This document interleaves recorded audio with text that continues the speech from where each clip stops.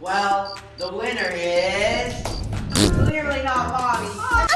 This is the same kid who could unbox a Happy Meal toy with more excitement than a politician on campaign day. Joe Biden especially let the price of eggs get out of control. Now stuck in an endless loop of toy reviews like a real-life Balthazar Brat from Despicable Me 3. Heist music! He refuses to hang up his childhood overalls, even though he's practically growing a mustache. Whoa. It's a Red Titan comic book. I better put this back before it falls into the wrong hands. You better not. But what's even more depressing than watching Ryan fake his way through yet another plushie review? The swarm of YouTubers desperately trying to yank him out of this brightly colored madness. Oh, they've tried. Speak, Ryan. Ryan, what are you doing? What's this? Some came in guns blazing, others with soft pats on the back, but all of them agree Ryan's world needs saving like yesterday. I know I've given Ryan a hard time already, but something new is happening here. Let's take a step back. Ryan Kaji started out as a kid doing what all kids love to do, playing with toys. Only unlike your childhood where your mom would take a photo of your Barbie collection and maybe stick it on the fridge, Ryan's toy adventures earned him millions of subscribers and his parents millions of dollars. It's the kind of American dream that should come with a warning label, because fast forward to 2025 and Ryan is no longer that cute toddler running around in footsie pajamas. Dad, are you okay? Oh, I'm not feeling too good. So? Runny nose, I have a fever. I think I know what we can do to help. I don't think so. He's, well, older, and his content is starting to feel like a bad rerun of Teletubbies for an audience that really should have outgrown it. But you know what didn't grow old? The family's thirst for cash. Ryan's World has been milked more than a farmer's entire herd, and the release of Ryan's World the movie Titan Universe Adventure was perhaps the most blatant example of this shameless cash grab. Ryan's World the movie premiere. All those people are gonna watch with us for the first time. Give a special thanks to Ali, our director. He made everything so fun to do and really made it easy for me. So thank you. Meanwhile, it's the biggest piece of dog shit. Think of it as the Transformers of YouTuber movies. No plot, all explosions, and a whole lot of toy tie-ins. And I've got to say, in all honesty,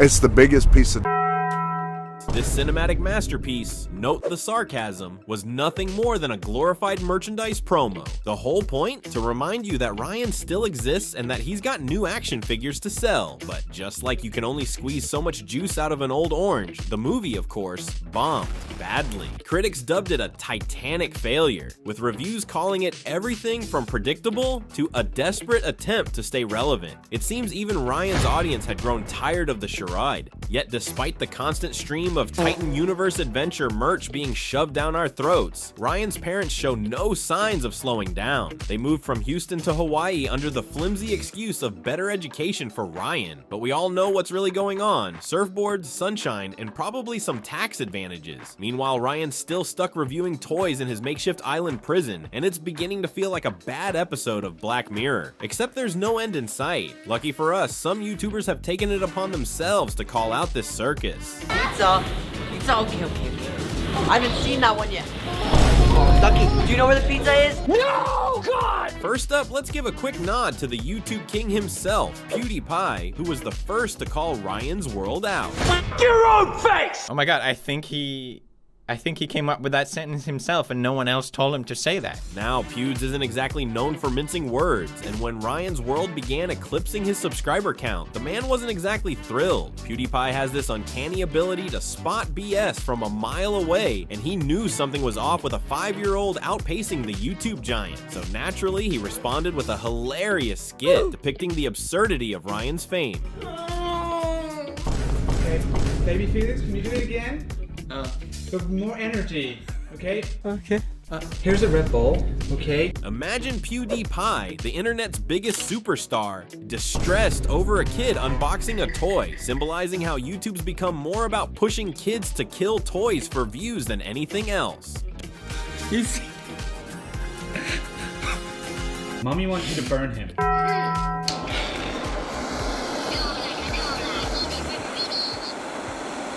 Mommy, I don't want to. Dark humor at its finest, and Pewds nailed it. I was taking a look at Ryan's channel with 37 million subscribers. Damn, I wish I had half. Lazyverse, ever the edgy commentary channel, followed up with his own satirical takedown.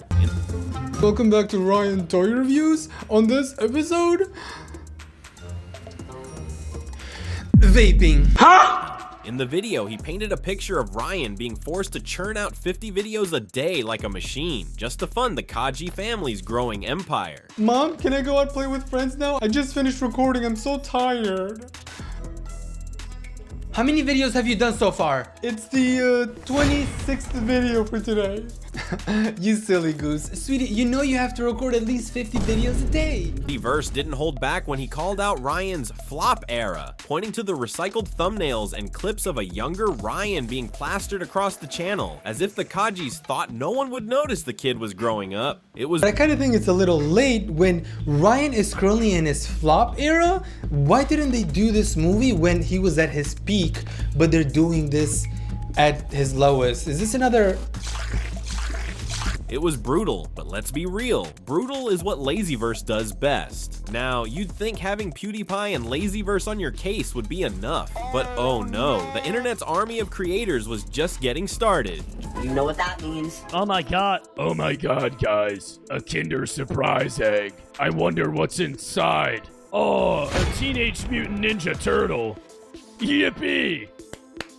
Lazy pretty much made it his job to call out the absurdity of Ryan's world. He didn't mince words when he pointed out that Ryan is way too old to be playing with Fisher-Price toys for toddlers. Like, Ryan, give it a rest, dog.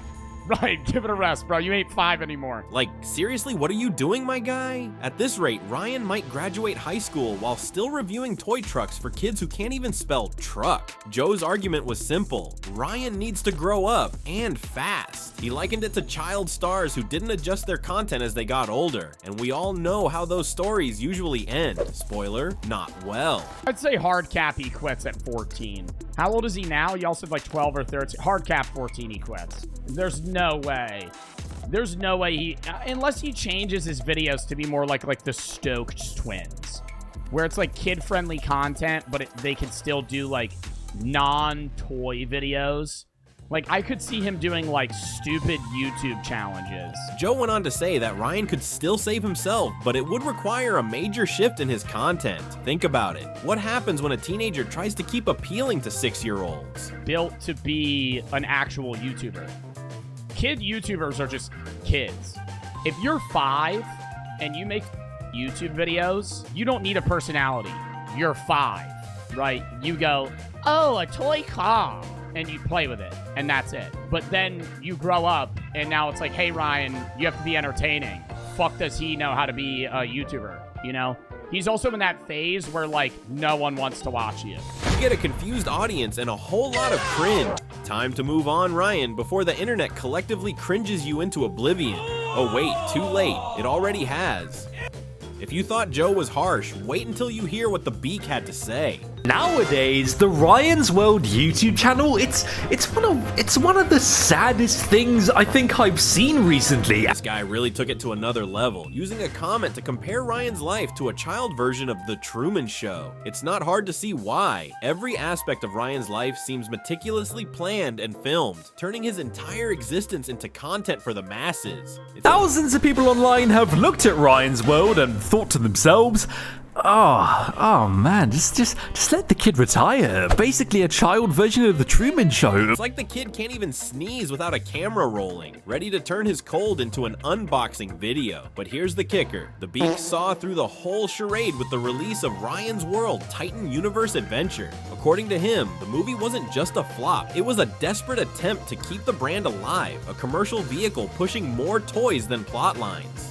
No! People don't want to watch this! It isn't relatable for the Cheeto-covered iPad kids! And anybody around the same age as Ryan would look at this and just think it's cringe! And speaking of the channel not pulling that many views anymore, you know what? I think now's a good time to drop a movie! Beak's conclusion? This is less of a child's world and more of a marketing ploy. The tragedy? Ryan seems like he's stuck in it. Papa Meat came in with some interesting theories. It is a battlefield right now with Ryan's World content. That little can't catch a break. Took the Kaji family's move to Hawaii and flipped it into a humorous conspiracy theory. Why Hawaii? For education, they say. Papa Meat wasn't buying it. One of the reasons why we moved from Houston to Hawaii 3 years ago was, you know, Ryan's education. Instead, he joked that the move was less about Ryan's schooling and more about enjoying a luxury lifestyle funded by his work. Yeah, the reason we moved from Houston, Texas to Hawaii was his education. It wasn't because we're millionaires and we want a nice tropical island house, and just because we can live on Hawaii. It's because hand in hand, that's usually what it is. People, when you think of Hawaii, the first thing you think is education. That's what it is. Sure, let's uproot the family for education, but oh, while we're here, let's also enjoy some pina coladas on the beach. The darker side of this joke, it really does feel like Ryan is the cash cow, and the family is riding the wave of his fame, quite literally in Hawaii. Josh Tolley, another lesser-known British YouTuber, called out the exploitation, pointing out another concerning element: Ryan's homeschooling. Oh no. I found this in 2020 that actually Ryan's World gets homeschooled, so he doesn't even see normal people his age. All he sees is his parents, his sister, and then all the people that work for him in the studio. Apparently, most of Ryan's content is filmed on weekends because of school, but since the family moved to Hawaii, Ryan is even more isolated from any real social interactions. Kid is 13 years old. I guarantee he just wants to go on bikes, go to an arcade, have a laugh with his mates. A kid, and your whole world revolves around filming videos on weekends and doing homework the rest of the time. Josh raised the very valid point that this lifestyle could seriously mess with Ryan's development, not just as a YouTuber, but as a person. And finally, we've got Internet City, who tackled the elephant in the room. Ryan's content is getting cringier by the day. Look, when you're not usually. Yeah, that's amazing. Like, That looked a little sketch. I ain't gonna lie to it. Look, when you're 5, it's cute to review toys. When you're a teenager, not so much. Internet City drew parallels between Ryan and other child stars like JoJo Siwa, both of whom had to adapt as they grew older. You also have to remember he's getting older, but it doesn't mean he doesn't want to do it. Until he says himself or we get wind from his family. JoJo successfully transitioned her brand, while Ryan is still stuck playing with baby toys on screen. Cringe doesn't even begin to cover it.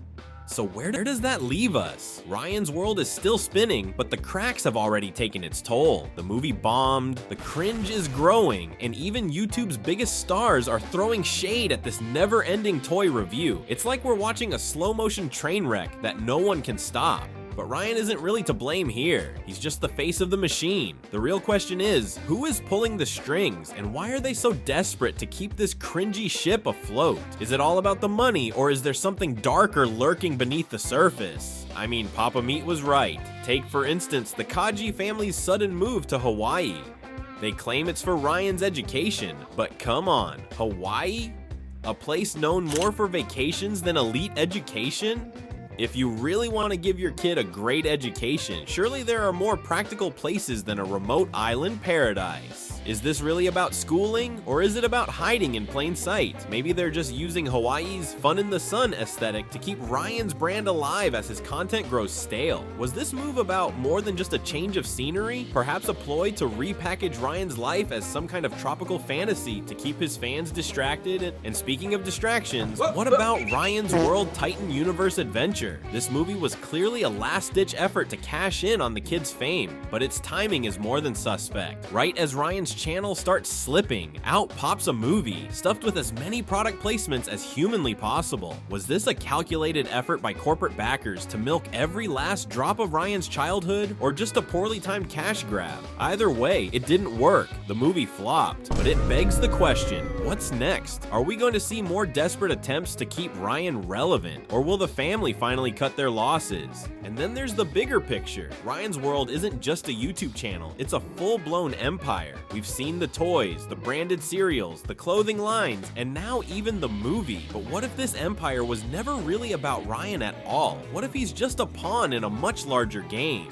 Some speculate that Ryan's World was designed from the start to hook kids on consumer culture, with Ryan as the relatable friend who just happens to encourage your child to buy every toy under the sun. Is Ryan's World the future of YouTube, where kids aren't just content creators, they're full-blown marketing machines? We're not pointing fingers yet, but the signs are hard to ignore. At what point does Ryan stop being a kid and start being a product? So here we are, standing on the edge, wondering what's next for Ryan's world. At nearly 40 million subscribers, will the Kaji family finally let Ryan step back? Or will they keep pushing him to churn out content until the wheels fall off? Could Ryan ever transition into a more mature role? Or will he be forever trapped in this never-ending toy review hell? Will we wake up one day to find out that Ryan's entire rise to fame was orchestrated by forces we'll never fully understand? What do you think? Your thoughts in the comments below. Don't forget to like, subscribe, and hit that bell so you never miss an upload.